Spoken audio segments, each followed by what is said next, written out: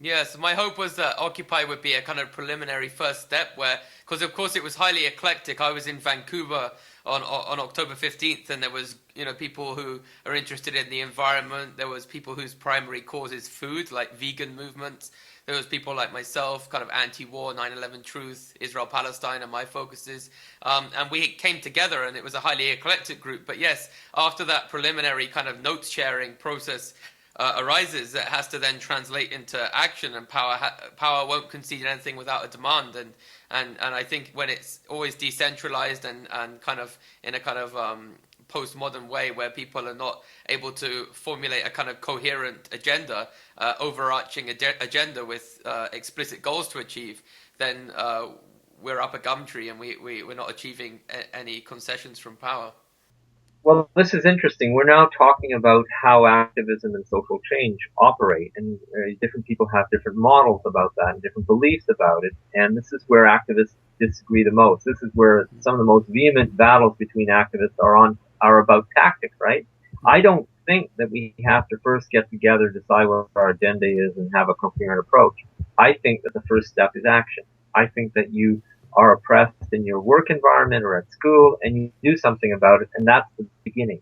And only then does the information you're gathering start to make sense. So I think that it needs to start with fighting your own oppression as the nucleus, and that without individuals fighting their own oppression, there is no movement. There's But yeah, without those without the individual actually having the impulse, the desire, the will, and actually following through with fighting their own oppression. Without that, there is no revolution.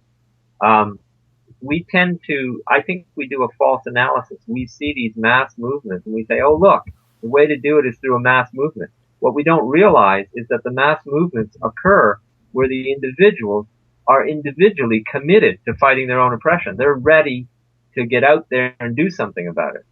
That's what we don't realize. We miss that step and we go straight into so-called organizing. But we don't take that personal challenge to actually stand up in the classroom and say, "Excuse me, Mr. Professor, but I think what you're planning to do in terms of evaluating us, your grading scheme doesn't make sense. I don't learn well that way, and I would like you to consider something else." How often do students do that? For example, in the academic setting, right? mm, And I think that it, if you look at moments where there were what we might call revolutions or periods of change, the individuals were finding it in themselves. It was this kind of catalytic activity among individuals. And then, of course, there is a domino effect. And you lock in and you're fighting the same oppressor, so you support yourself. But we're neglecting that first element, at the atomic level of the individual. The modern first world theorists of social change are not respecting that basic law of social change, which is that it's got to start with the individual. but isn't it the case the most committed activists also have to come together to find a way to appeal to the broader working class? The main strength of the oppressed in a class-based society, though, is their numbers, right? But when we saw the police cracking down in Zuccotti Park or in Olympic Plaza here in Calgary, where my Native American friend of mine was arrested for having a leg on a bench, the working class didn't really didn't feel compelled to stand in solidarity with Occupy and those activists because they hadn't really offered any explicit reasons for the ordinary working class to, come to the streets and defend them when the crackdowns were happening. And so isn't it the case that those who are, I know vanguardism is kind of taboo these days, but who are the most aware of the circumstances in which we're living, that they have to come together and find a way to organize and to appeal to the broader working class. So when the police do crack down on them, the working class will come to the streets and stand in solidarity with them and fight the police agents of the ruling class. But Joshua, I don't think we need a theory of that. I think that you naturally do that. If you're serious about fighting your own oppression and you've identified the people around you in the same work environment or wherever you happen to be that are with you, you're already concerned about your survival. You're already concerned about getting that broad support. You're already concerned about all those things, and you're doing it as part of fighting your own oppression. So it's not something you have to plan. It's not an element of the change that you put into place. It's something that naturally grows as part of your praxis to insist on fighting your own oppression.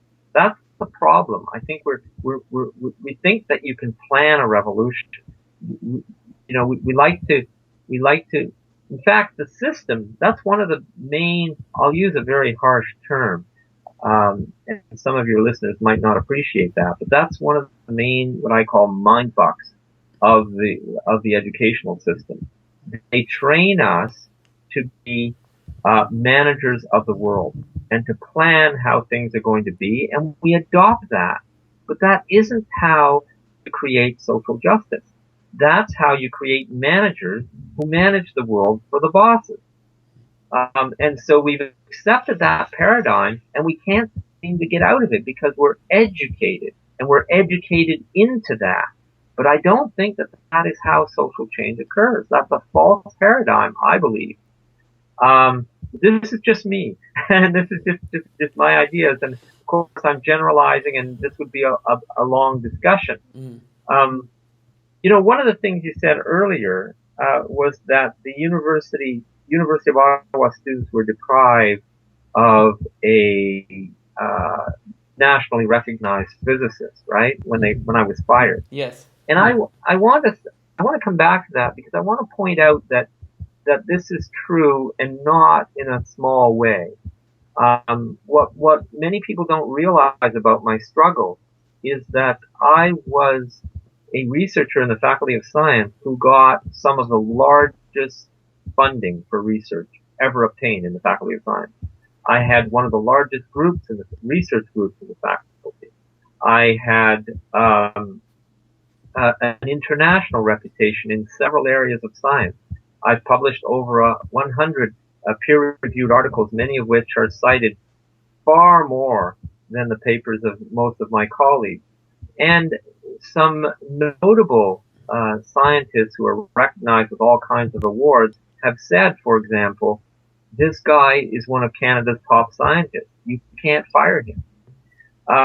So there is wide recognition, especially among some of the top people who are aware of my work, of the depth and the quality of my scientific work. Indeed, you were the pin-up boy at one point, weren't you? I've seen a newspaper clipping from you in the Globe and Mail, is it? As the personification of the University of Ottawa. That's right. The University of Ottawa was using me as an example of, the future of the University of Ottawa and, what the kind of research that I was doing and so on. And so it's not just that I was a good, solid professor doing my job, but there is also the component that in terms of my standing and my reputation in the science community, I was right up there. I mean, I was getting more keynote and invited speaker invitations per year than the great majority of my colleagues. I was refusing invitations every year because I was getting too many. So they actually picked on someone.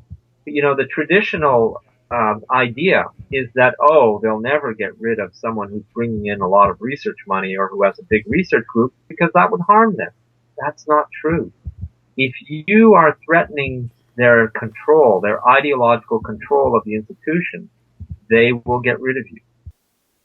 I mean, it strikes me the whole system of universities is not so much always driven by the profit motive. It's not like professors necessarily make millions of dollars, but it's often motivated by prestige. And it strikes me that you had prestige, but from the perspective of those in power, they only would like prestige to be afforded to those who legitimate their kind of extremist agenda. But you had prestige, but you used that position that you were in to struggle for justice, which made you an aberration in the system, which is why they had, from their perspective, they had to eliminate you.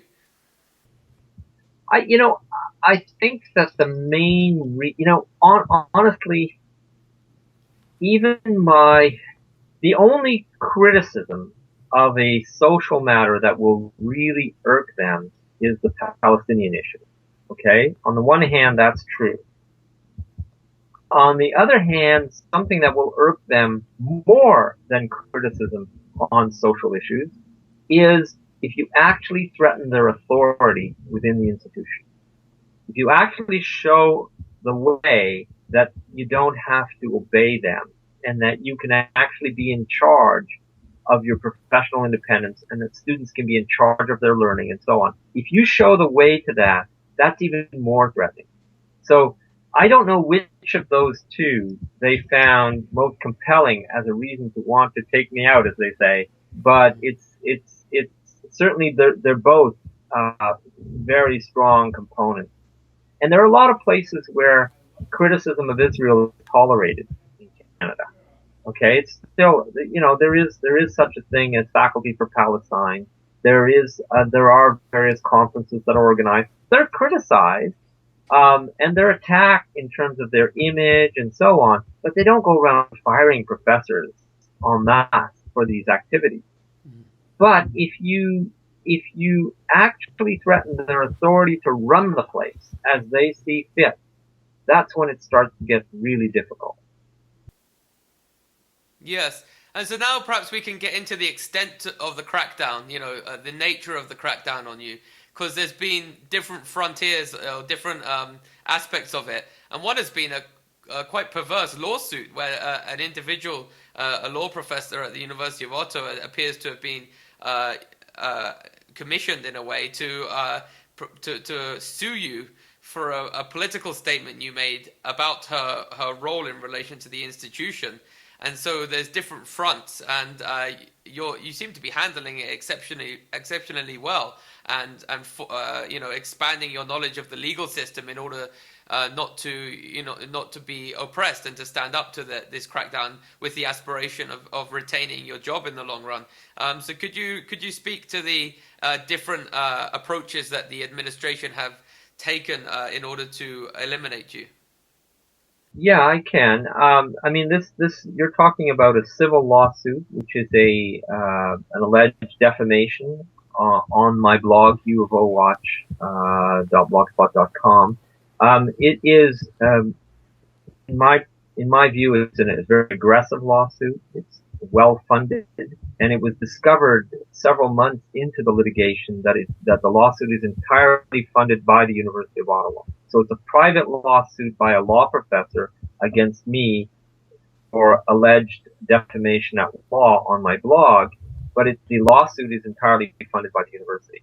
And so I am presently in a legal process where I'm accusing the university of maintenance and champerty, which makes it illegal to maintain and to fund a lawsuit in this way, and derive some of the proceeds from the litigation.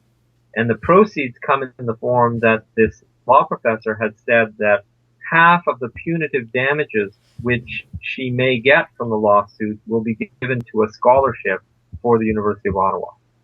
So this is, in my view, an abuse of public policy. To use student and public money to sue an individual through a private lawsuit by one of your professors, and then to get scholarship funds from that litigation. You see, so that's called champerty. Well, I'm going to try to show that arrangement is champertist, and that is the next step in this lawsuit. But the lawsuit is primarily litigation against me. It's a defamation lawsuit against me for something I said on my blog. Now, you characterized it a certain way. I have to be very careful because everything I say will be used against me by these litigators. But I think I can say the following thing.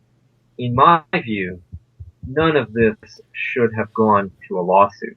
This is an academic debate of expression, of criticism, that should have remained within that realm. It should not have gone to the litigation front. And I see that as a kind of abuse of the legal system to go that route. That's my opinion. Now,